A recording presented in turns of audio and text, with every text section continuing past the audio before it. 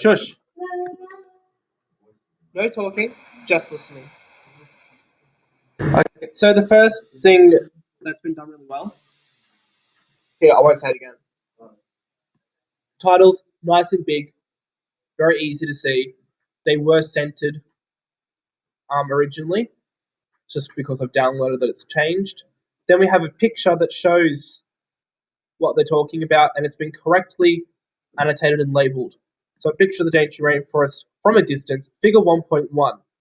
Then we can see down here where she has referenced it back, she has said figure 1.1. That's what you should be doing. Yes.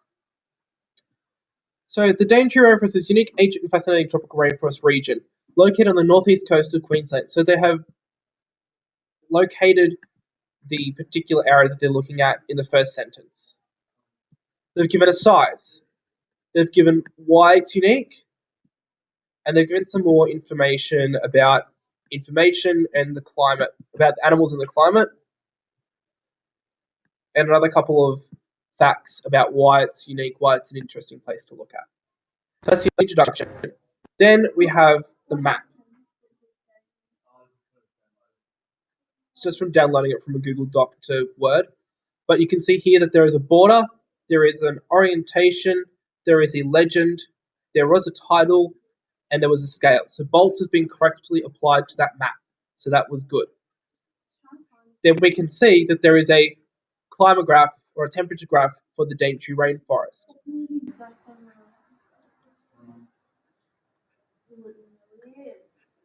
We can see that there have been they're also correctly labeled, figure 1.2. We can also see subheadings have been used to classify the information, so flora and fauna.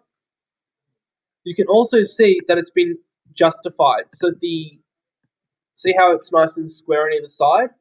It's nice and in line, and then all the graphs stay in line, so it's a nice continuous column of information. There's space on either side. That's called justify. So you know how you can go left, center, right, and it changes where your words go? There's one called justify, which is a square one, and it makes your paragraphs look like this. This is the best one to use. It makes your writing look really professional. I'm not saying you have to use it, but if you don't, then it certainly makes a difference. Yes, the layout. The way that you lay out your graphs and your pictures and your information comes down into your structure. So it is important for you to make sure that it looks good.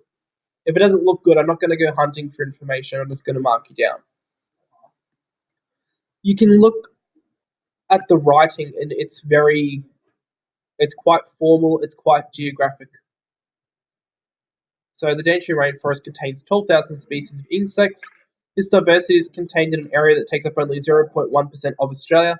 Types of animals you'll find in a rainforest would be. So things like this could have been dot pointed. Those could have been turned into dot points. And words like this can be taken out, and lots more. We don't use emotive language in geography. Words like amazing, beautiful, stunning, fascinating, we don't use it, we don't put it in. It doesn't have any place. Because geography is a science. You wouldn't say in your science exam, the amazing chocolate ice cream melted faster than the crappy vanilla. I wasn't asking for comments. We use correct geographic language, which means that we're very scientific. Then we can see more figures to give examples of flora and fauna. I think it's just putting 3 times. Talks about the climate, and you can see the subheadings being used correctly throughout. And then we have the climate graph there. That's the correct climate graph done. Except the numbers need to be on both the left and right vertical axis. She has also used a pie chart to show reasons for deforestation. So this could be another very good chart, because you need to include more than one. One should be a climate graph. The second one is up to you.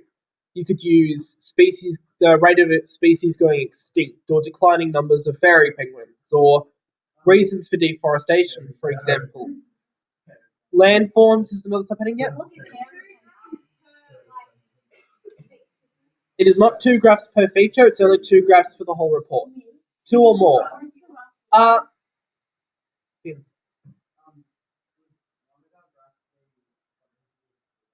One of your graphs could be to do with tourism, yes. I missaid fairy penguins once.